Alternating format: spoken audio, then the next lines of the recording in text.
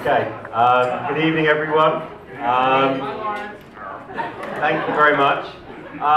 For our American guests, which there are many, it's not typical for the groom to speak, but we have a lot of people over from England, and the groom's speech is a fairly major part of the night. So we're trying to keep it as, good for both parties, so I hope you'll bear with me while I say a few words. So I just wanted to start off on behalf of my wife and I. Very good, this will go well. On behalf of my wife and I, I'd like to say a few words. Firstly, I'd like to thank everyone for coming today. People have really travelled a long distance, whether it be the hour and a half from New York, the 4 hours to Texas, the 5 hours to California, the 7 hours to England, the 20 plus hours to Australia, Seattle, Chicago, Washington DC. On behalf of Shelley and I, we really wanted to say thank you. It means so much to us that you've made the effort to be here today. It really does mean a lot.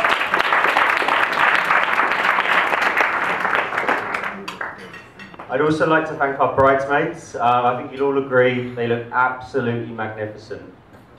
So I'd like to thank them today for not only their help today, but also their help in preparing for tonight. You've been a great support to Shelley and we really appreciate it.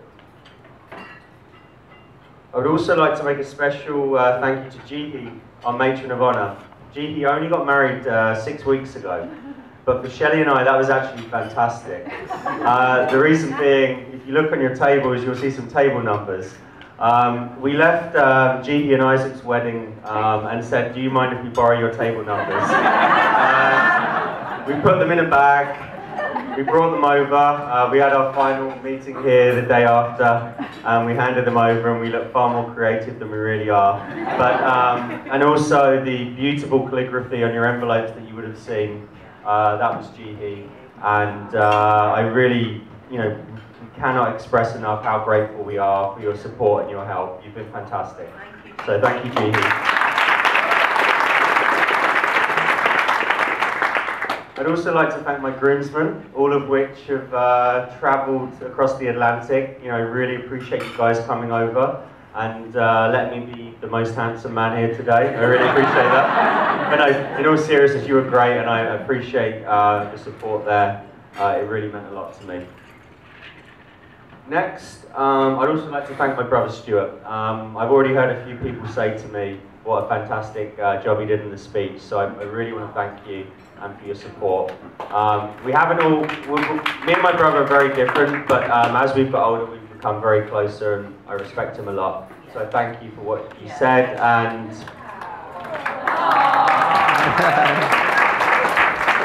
also I thank him for a lot of stuff he didn't say. So I can assure you my wallet's actually upstairs, so yeah, but it could have been a lot worse. Okay. I'd also like to thank Sabrina and Tom. Not Sabrina and Tom, that's Sabrina's husband. I'd like to thank Sabrina and Trevor, who is actually sat next to her, so.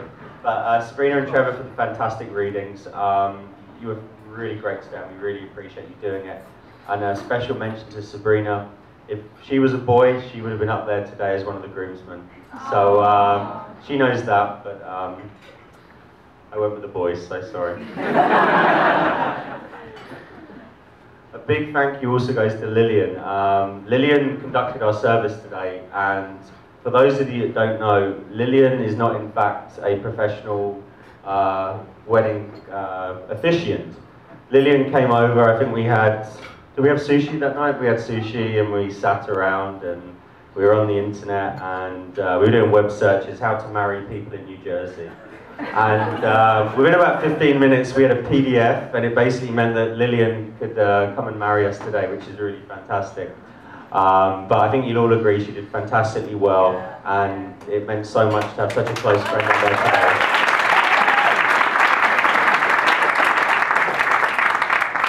Okay, now on to my parents. If you haven't had a chance to meet my mother and father, I'd recommend you speak to them at some point tonight. They're fantastic people. My mother's nickname is Maeve the Rave. My dad's nickname is Marty the Party. So, please do take some time and say hi to them. They're great people. In terms of me, I think you heard a few stories about me growing up. I wasn't always the easiest. Well, there really were some stories. The one thing I should say about the violin, I didn't understand blackmail when I was 9 years old. And my dad said to me, I was like, Dad, I want to give up the violin, I hate it, I'm just terrible at it. And my dad said to me, he said, if you want to give up the violin, you've got to give up football.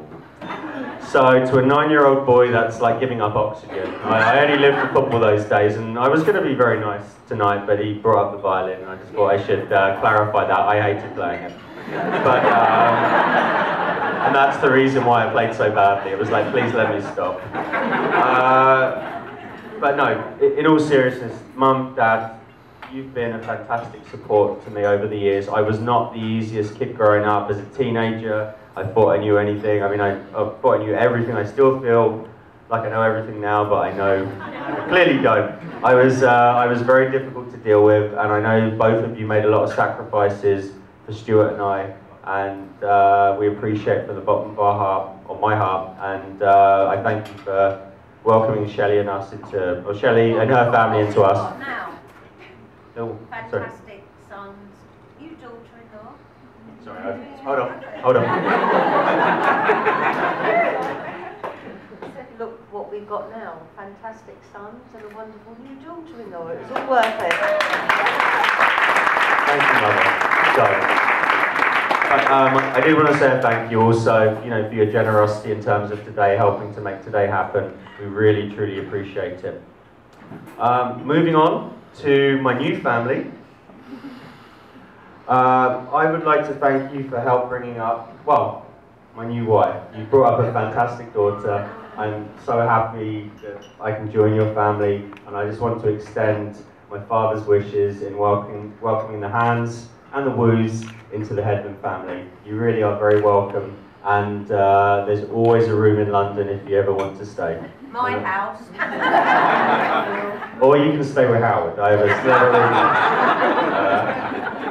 But seriously, you brought up a fantastic daughter, and I'd like to thank Amma. You make the most amazing Korean food. So this is how it works. We go to visit Shelley's mum and dad at a weekend, and Shelley calls up and she's, oh, we're coming to visit this weekend. The first thing Shelley's mum says, what does Laurence want to eat? And to me, that's a great way to a man's heart, is obviously for his stomach, but the Hans are a fantastic family, and as you saw today, we're very happy that we all joined together.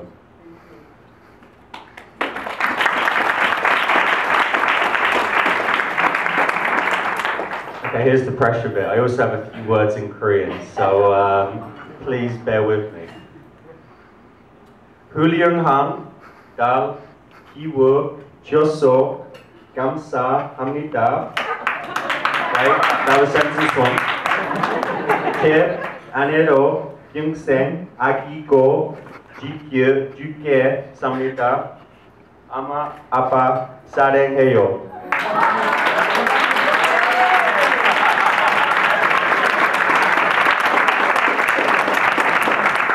It's a lot easier after 5 glasses of champagne. But Isaac, who is my new brother-in-law, which I'm very excited about, he actually he laid the gauntlet 6 weeks ago at his wedding. He did about double that, but that was about as much as I could do. So that's generally all the thank yous out of the way. But we need to come along to the star of the show, and Shelley. I will admit, I'm a very proud person, but when I saw Shelley today, when we did photos beforehand, I cried. The last time I cried was when I left January 2007. I was with my mother. I was leaving to move to America. I was excited, I was scared, but I cried. That was the last time I cried, and then today when I saw Shelley today, I did cry. I know Jason will make fun out of me. I never hear the end of it, but the fact I didn't cry during the ceremony was because I'd seen Shelley 2 hours before and I was desensitized, so just so you know. But when I saw Shelley today, it really took my breath away. I mean, I think you'll all agree, she looks absolutely stunning. Fantastic.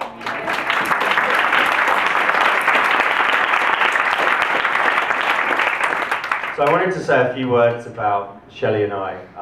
A lot of you know the story already, and it's kind of been alluded to already, but we met in October 2007 at a Halloween party.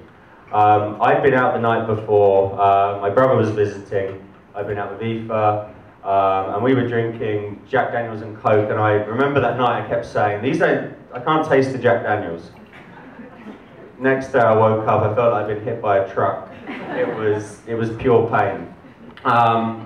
Basically, if it wasn't a Halloween party and my brother wasn't in town, we wouldn't have made it out that night. But the honesty probably is, I've been told by a lot of people that Halloween in New York is a great night to meet hot women. So, I mean, that was the truth, but I needed to show my brother a good night out. So, in any case, I purchased a Batman costume that you might have heard of, and the original plan was to do the speech in the Batman costume, but the logistics just didn't come together. But so we went to this Halloween party, and I was with, basically, if you look at the table over there nearest the door, a lot of people were there that night looking fantastic. So I was in 1980s retro Batman. The costume was far too tight. Every time I lifted my arm to drink, it kind of gave me a wedgie. It really wasn't the best of circumstances. But, you know, sometimes you just got to go with it and, you know, hope that the costume does you well. So in any case, I looked across the room and I saw two Smurfs. And in England, the Smurfs was a really big deal, and I imagine they probably were in the States as well. So there was Papa Smurf and Smurfette, so I went over and spoke to them. That was pretty good fun. And it turned out they were actually there with Shelley. So I spent the next 3 hours talking to Shelley in the guise of Batman, which, you know, has its benefits. I had a mask on, so, you know, it was a little bit like the most recent episode of The Bachelorette. The Bachelor or The Bachelorette? I'm sure a few of you in the States had seen that. But anyway, it worked quite well. So I'd be talking to Shelley, she would say, "What's your name?" I said, "Yep, I'm Batman." Say, "Where are you from?" "Gotham City." This really did go on for a long time. And so but in the end, I did let my guard down that night, and I told Shelley my real name, which of course was Bruce Wayne. So, I mean, this went on for, you know, 2-3 hours, and I was pounding the Heinekens, and it was good. We got on really well, and, you know, it was clear there was chemistry. So I made Shelley 2 promises that night. The promise number 1 was that my hair normally looks a lot better than it did that night.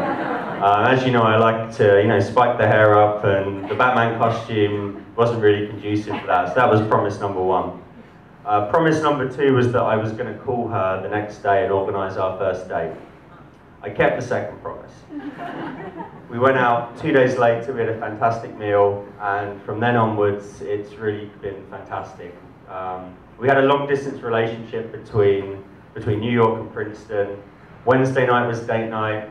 We used to see each other all weekend, and because we basically spent so much time together, we had to kind of embrace each other's passions or interests. As you know, my passions are football. My favourite football team's Arsenal. I had prepared to say real football, but my dad already covered that joke. We haven't pre-discussed that. But English soccer, I should say, or English football. So we used to have one TV, so basically whoever kind of shouted the loudest, we used to watch that. And so for about 2 or 3 years, Shelley used to watch Arsenal games for me. And she used to cheer, she used to scream, she used to say, oh, she used to have a favourite. For those of you who don't know, Arsenal are really bad now. They actually lost today to Tottenham.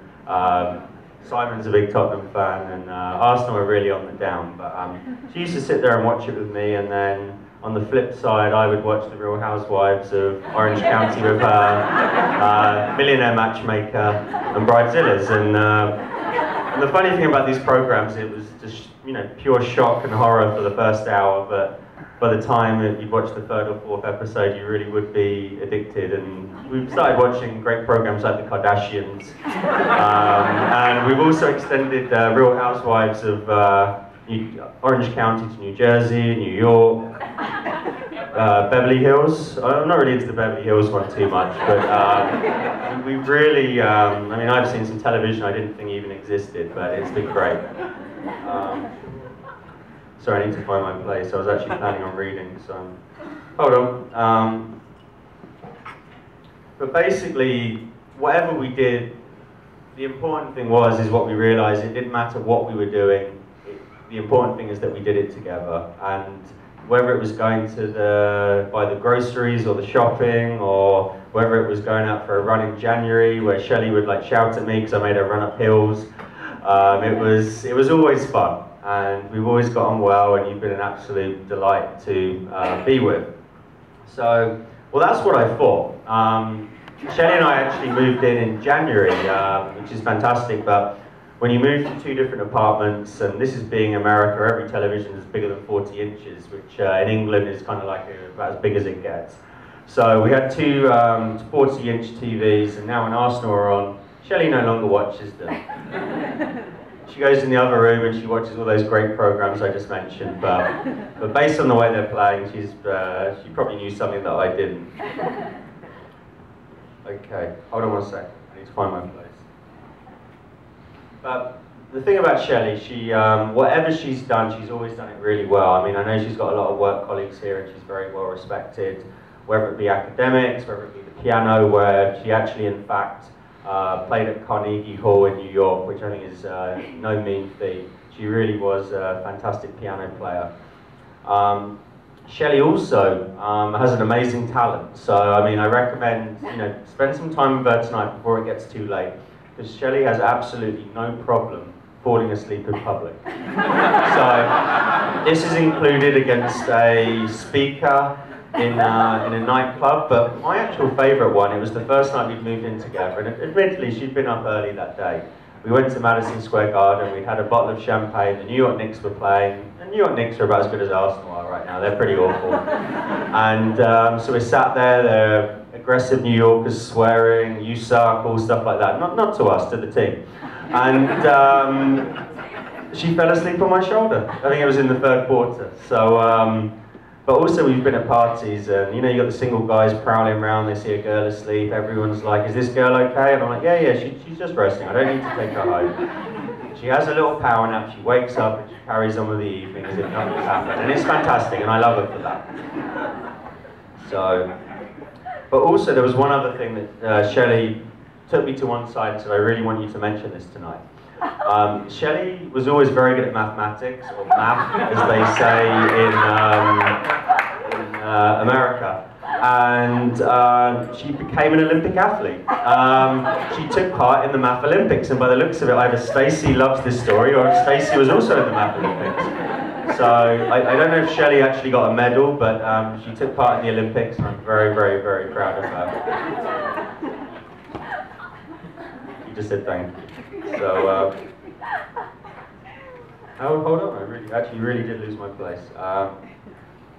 Okay, this is the nice stuff now. So, there really are so many reasons why I love Shelley. Whether it's, I mean, anyone that knows her knows how wonderful she is and how beautiful she is.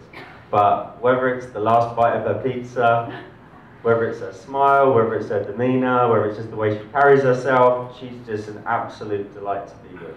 It makes me so happy. And I can 100% be myself around her, which is absolutely fantastic. So engaged, oh, hold on, I'm actually freestyling when I didn't originally plan, so there was some stuff that I needed to talk about, so please forgive my man.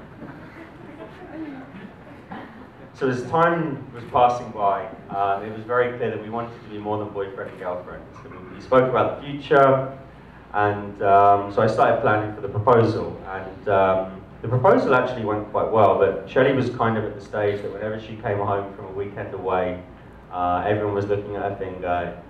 Is the ring on the finger? All this, when are you going to do it? So I was feeling the squeeze a bit, but we decided amongst ourselves what our time frame was, so the outside influences didn't matter. So I had the ring.